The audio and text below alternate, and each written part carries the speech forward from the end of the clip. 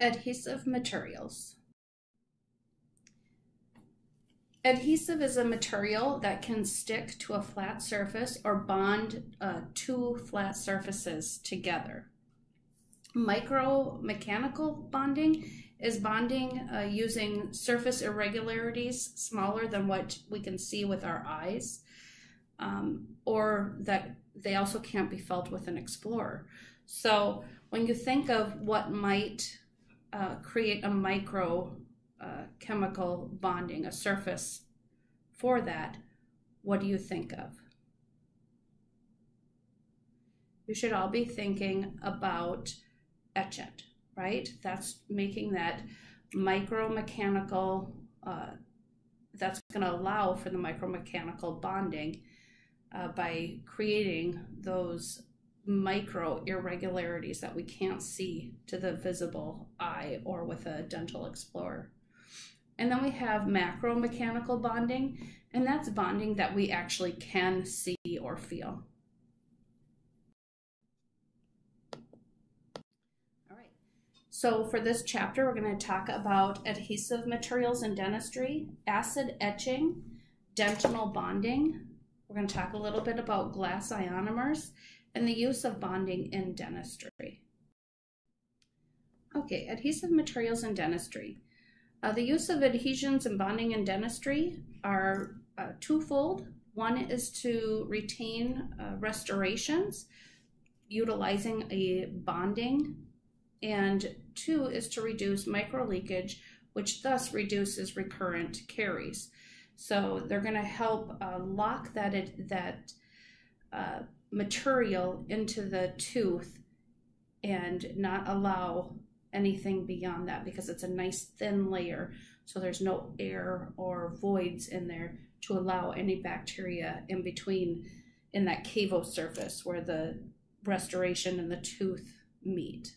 Okay, the development of dental adhesives, I want to talk about that a little bit. They haven't been around that long. Basically in the 50s, Dr. Michael Buonocore, excuse me, started using an adhesive to put in sealants, basically.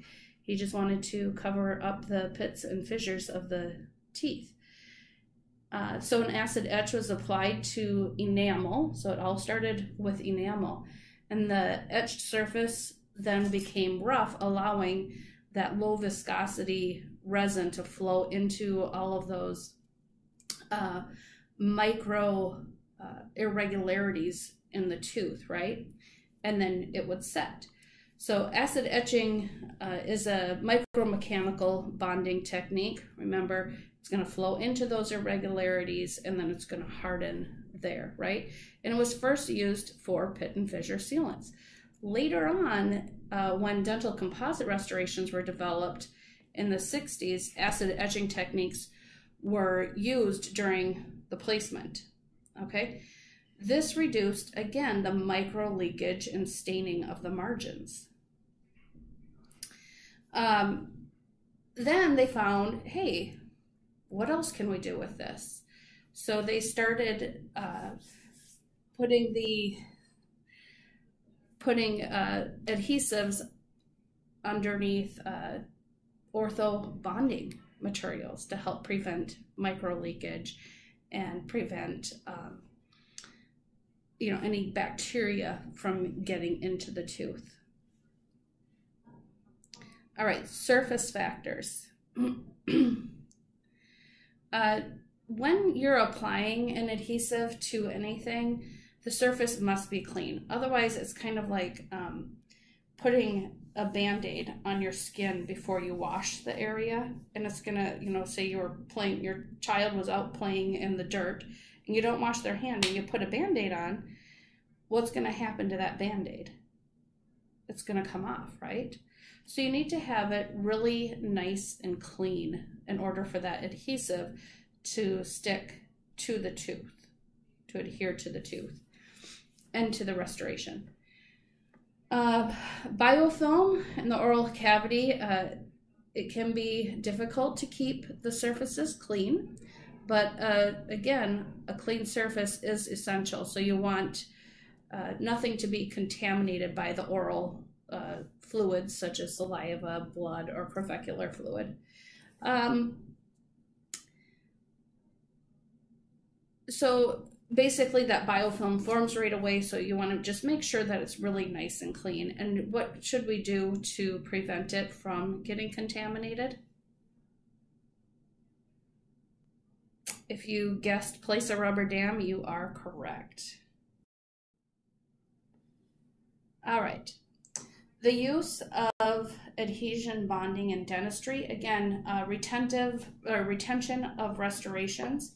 There's no mechanical lock like there is with the amalgams. Remember, we talked about those undercuts, right? And that's what helps retain the amalgam filling. The bond is a weak restorative substance to a strong substance to support weak restorative material, so such as a porcelain veneer, okay? It also helps attach orthodontic brackets. Its reduction of microleakage is probably one of the best things about adhesions, in that it prevents the movement of fluids and bacteria between the interface of the tooth and the restoration, that cavo surface, right? Coefficient of thermal expansion of the material must match that of the tooth. Otherwise, we're going to get that micro leakage, right? It's going to kind of peel away from the tooth. All right. So therefore, it's going to reduce caries, right? If we have a nice, solid adhesive bond there, there's not going to be any voids on that cavo surface. All right, so here's micro leakage and percolation. So with colder temperatures, even uneven shrinkage can occur. And with warmer temperatures, uneven expansion can occur. So you can see the colder temperature on the right-hand side and the warmer temperature on the left-hand side. With cyclical temperatures, repeated shrinkage and expansion occurs, resulting in percolation, and that's where it's just kind of coming out. Know that percolation is a result of the thermodynamics of the tooth and the restoration, okay? All right, so we already talked about this history a little bit. Dr. Michael Buonocore conceived etching in the 50s. Micromechanical bonding technique was used in the 60s. That created a rough surface, or micropores, or enamel tags. Then etching is considered the gold standard of adhesion in dentistry. It can bond metals to enamel, okay? Bonds together mobile periodontally involved teeth. So you can actually bond by placing, kind of think of those lingual bars, okay? They use just a wire that goes from one tooth to another if a tooth is mobile, and they bond them together to make it nice and strong to help with that mobility, okay? It can also stabilize a Val's teeth, so teeth that have come out for one reason or another. And again, they're just bonding it to the teeth on either side until everything can heal in there. And to stabilize segments of a fractured jaw. All right, chemical adhesion in dentistry.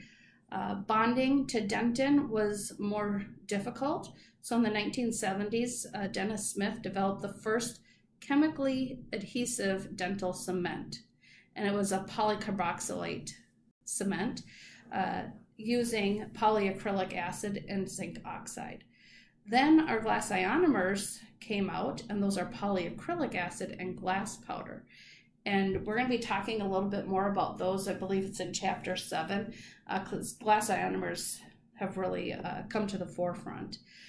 And dentinal bonding agents were not proven until the 1990s. So that's not that long ago. All right, surface factors. You need to have it nice and clean. So we're going to use a plain pumice, not with fluoride. Fluoride will seal those tubules. And remember, we want those tubules to be nice and rough. We want those porous, those micropores. Okay, we want a porous surface. Biofilms, we want to make sure that we isolate the area to prevent biofilms from contaminating the areas. And they can be easily removed with acids, such as our acid etch. Okay, now testing adhesion. The megapascals is a measurement of force necessary to push or pull a bond material off a tooth. So 1 megapascal is equal to 145 pounds of PSI. That's kind of redundant. It should be 145 PSI. Okay. So 20 to 25 megapascals is necessary for clinical success in high stress areas of the mouth, such as the molars, right? The hard chewing force. Adhesive failure is a clean break from the interface, reflects the bonding strength. So if it breaks off right where it's bonded, then we know that it wasn't bonded properly. A cohesive failure is a failure within the bonding material and reflects the strength of the bond material. If the tooth breaks, it reflects bond is stronger than the tooth. Okay? So if it breaks below, it shows that the bond is stronger than the tooth. If it breaks at, then we're looking at the bonding material breaking. Okay. So acid etching creates enamel takes or micropores that allows the adhesive to flow into the area, kind of helping lock it in. You can acid etch enamel. There are multiple different kinds of acid etches. The one we're going to be most concerned about is the 37% orthophosphoric acid etch or etchant gel, and that takes 10 to 30 seconds to etch, and that is what we use for our sealants, and can be used on pretty much all surfaces, and it is part of the resin system. So here's the unetched enamel in A, and then B is the etched enamel, and you can see how irregular that is and how those tubules are kind of open on the ends, right? Then you apply that adhesive and it just kind of locks in there. It gives it more surface area to retain the adhesive. And then that adhesive then bonds to the composite, and that is seen in D. All right, so here's our micropores from the etched enamel, and then you dry it and it looks chalky white there. A lot of you couldn't see that, of course, on the Dexters, but you will see it more when we do sealants in each other's mouths. All right, here is our orthophosphoric acid at 37%. As I stated earlier, it is typically applied, I said 10 to 30, this says 15 to 30 seconds. So you always want to follow the manufacturer's directions of that product. So we kind of saw that tricky little bait and switch by the Patterson products, right? The sealant material then said to go ahead and etch for, what was it, 20 seconds? But then we look at the etchant, which is Patterson also, and that stated that you need to etch for 30 seconds. So you look at the two, and you always have to go by what that specific product says, okay? But if contaminated by saliva, you have to re-etch. If you don't get that chalky white, or you get it and then maybe your isolation isn't very good and a little bit of water goes on that, or saliva or blood or anything, then you have to go ahead and re-etch it for 5 seconds. So use the word etchant, not acid, when the patient is around. So you're just going to say, I'm going to etch the tooth, right? We're not going to acid etch the tooth. That's just for your knowledge, not your patient's. All right, so time, again, 15 to 30 seconds, manufacturer or product dependent. So we want to make sure we're always reading those directions. Every time you get a new product, make sure you read the directions. And then a longer time for deciduous teeth. We're going to look at, I want to say 40-ish seconds for deciduous teeth. Let's see here, 30 to 40 seconds for deciduous teeth. Because the enamel rods are less regularly arranged, okay? So they aren't nice and straight up as we are used to in adult teeth, right? So again, longer time for deciduous teeth. We're looking at 30 to 40 seconds for deciduous teeth. And of course, that's not gonna state anything on the manufacturer's instructions, but you're probably safe just going 10 seconds beyond what the manufacturer recommends. All right, the surface needs to be nice, clean, and dry. It is sensitive to contamination after etching. If contaminated by saliva, again, you must re-etch, but only for 5 seconds. Otherwise, those enamel rods start to, or those tubules start to kind of collapse.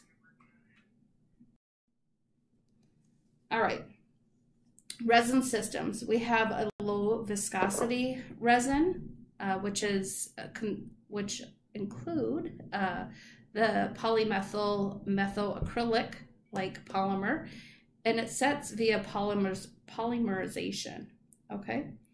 And then the second is composite material, and that's placed after a bonding resin, all right? And it chemically bonds to the resin, all right? So we're placing a resin first and then a composite material. All right, so here are different systems. You can see the etchant. See if my pen's gonna work.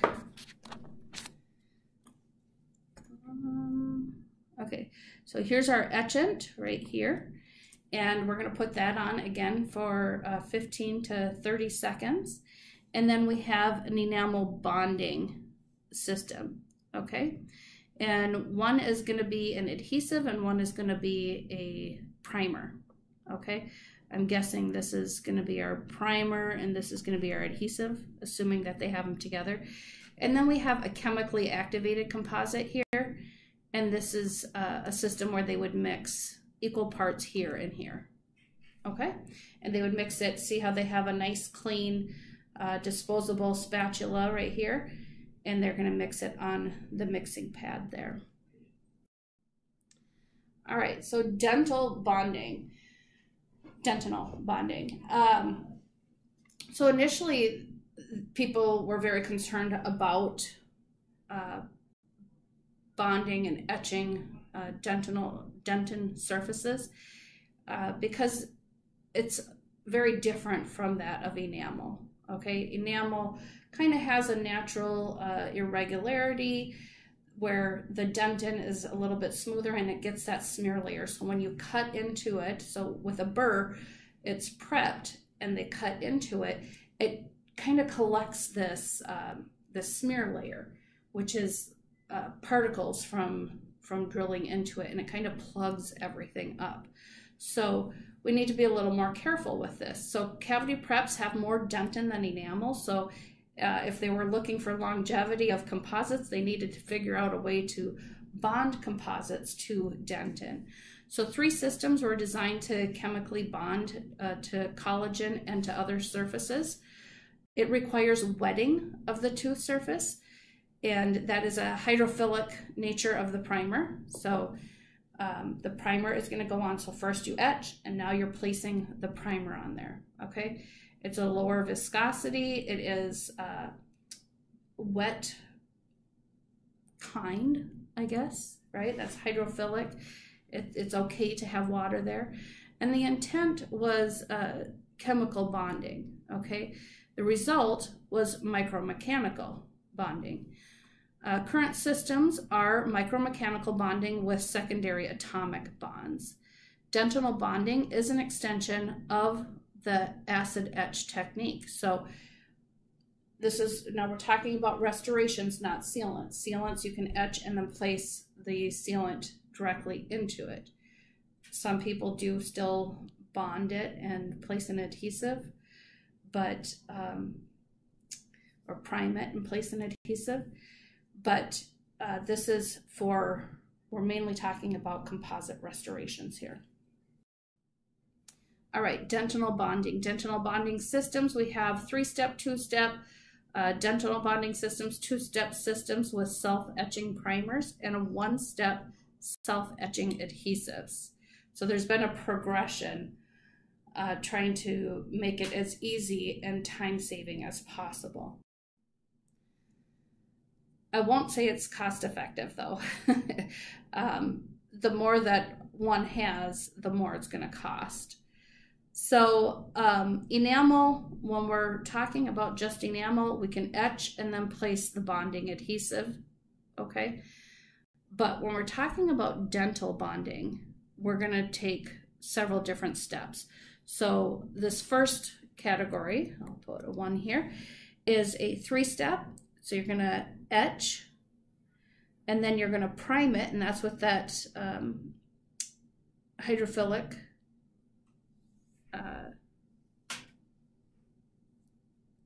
liquid, okay? And then we're going to put the bonding adhesive. Now with a 2-step, let's go here, okay? We have etchant, and then some products have combined the priming and the bonding material. And that's kind of nice because, again, it's a little time saver. Now, when we look at this 2-step, I'm going to label this number 3, we're looking at a self-etching primer. So in 2, to make it 2 steps, they kept the etch the same, but then they changed they combined the priming and the bonding. Where in number 3, the 2-step is etching and priming together and then adhesive separate. And dentists, we're still saying there's too many steps, this is too time consuming. And all the companies are always looking to get the latest and greatest and try and save time for the dentist. So then they came up with number 4 here, which is the 1-step etch, prime, and bond. And it's had okay success, but generally they're going to go with number 2 or 3 here because that's a lot to do in one. So, and then we have our pseudo 1-step, which is that they're etching the enamel before the prep, and then they etch and prime and bond later. Okay, so they're etching the enamel portion, but not the dent in there. All right, a dental bonding system, or dental bonding systems. We have tooth tissue, we have enamel, and we have dentin, okay? The structure of dentin, we have the intratubular dentin and the intertubular dentin. And the intra is going to be highly mineralized, really both of them are. And then we have the tubules that are filled with odontoblastic processes, or water, okay? Fluid. I don't like to say water, fluid in there. Okay, types of dentin. This is going back multiple times. You guys have had exposure to this. We have primary dentin. We have secondary or reparative or tertiary. So we have regular, reparative, and tertiary. Then we have sclerotic dentin and dead tracts. All right, so here's our forms of dentin. You can see here we have our primary dentin. Looks nice and smooth. Right here, circle it enough so you can see it under A. And then we have our secondary dentin where it's a little more irregular here. And then we have our reactive dentin. Okay. All right, and then dead tracts are just basically where it has stopped, okay, where it's done. It's as hard as it's gonna get. All right. So dentinal bonding systems continued. We have a smear layer, and that's created when the tooth is prepped. The smear layer then penetrates into the tubules, and this is in the dentin. Okay. It consists of organic and inorganic matter and can have positive or a negative effect. It prevents or blocks the bonding from going in there. Okay. So we have to remove it prior to bonding. Historical fallacies in dental bonding. It is considered safe and encouraged to reduce microleakage.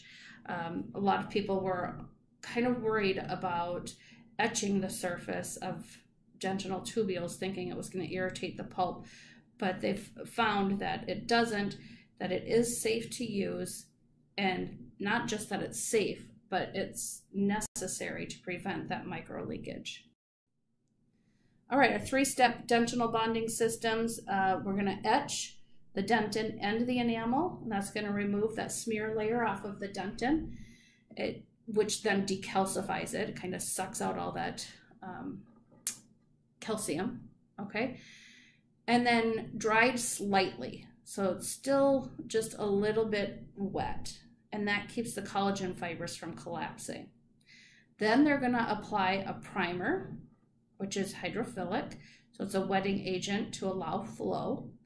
And then they're going to apply the adhesive, and then whatever composite placement. Remember, they want to have products that are similar in characteristic to enamel, right? We want something that's going to be somewhat translucent, that it's going to match in the color, have the same coefficient of thermodynamic type of movements with heat and cold, with changes in temperature, right? And then dentinal bonding adhesive mechanisms. Clinical research, 3-step may be better than any of the newer less step products. So, while the others do save time, are they as good as our 3-step? We always want to look at what's best, even though it might save a little time. All right, so 3-step dentinal bonding surfaces. Here's our smear layer in the green. And then we're going to etch it and apply our primer, which is now flowing in there, kind of drying it out for us. And that's helping suck out all of the calcium that's in those tubules.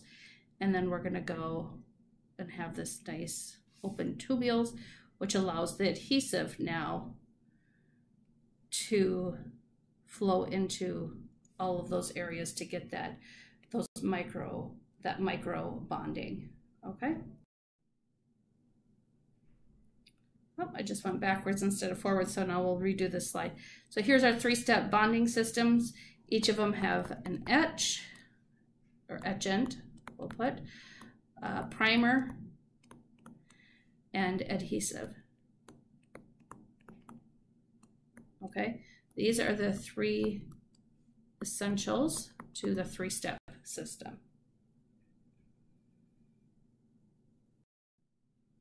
All right, our dentinal bonding and adhesive mechanism, we're going to have our micro-mechanical bonding into these tags. So you can see, I'm going to kind of outline it here, how rough it is.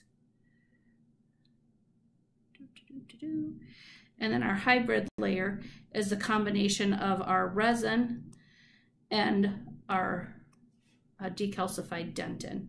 Okay? The 2-step dentinal bonding systems, remember we have a couple different 2 steps. We can have the etchant and primer combined, or we can have the, well, we'll talk about this one. I think the other is on the other slide. So you're going to etch it, and then, or excuse me, you can apply something like this. These are quite popular because it's just one use. Throw it away, but of course they're going to be a little more expensive. Okay, and then this says a single bond adhesive. Here's Helobond. that you would use with it.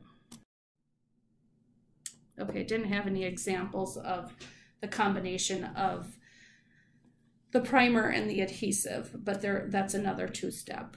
Okay, and then we have the 1-step with self-etching primers. And here's many different ones. All right, let's talk a little bit about glass ionomers. Remember, this is going to be talked about again. Geez, I want to say it's chapter 7. That's what keeps coming to my head. But the glass ionomer material is based on polyacrylic acid and the polycarboxylate in glass ionomer cements. Bonding mechanism of glass ionomers, there's no separate adhesive placed. It is the adhesive. So it's the restoration and it's the adhesive. So micromechanical retention is possible if there are surface irregularities. And you'll see these a lot of times on the class 5 restorations. We talked about that a little bit in week 2, or week 3, I think it was. All right, bonding mechanism of glass ionomers. You can see how it penetrates into the tooth surface here. Use of bonding in dentistry, we have adhesions, which is like our sealants, right? And then our dentinal, which we're going to see composite restorations, and they've gotten a lot better. Not all of them look like that. I'm just going to put, a lot of them don't look like that anymore, but you still might see some older ones there. And then here's our glass ionomers. Notice where it's at, those class 5 restorations. And these are used in people with really high caries risk because they do release some fluoride in there. All right, so go ahead and read through this prep. You guys have already done sealants on Dexter, so I assume you know this. You can review, I believe it's chapter 25 if you need to also.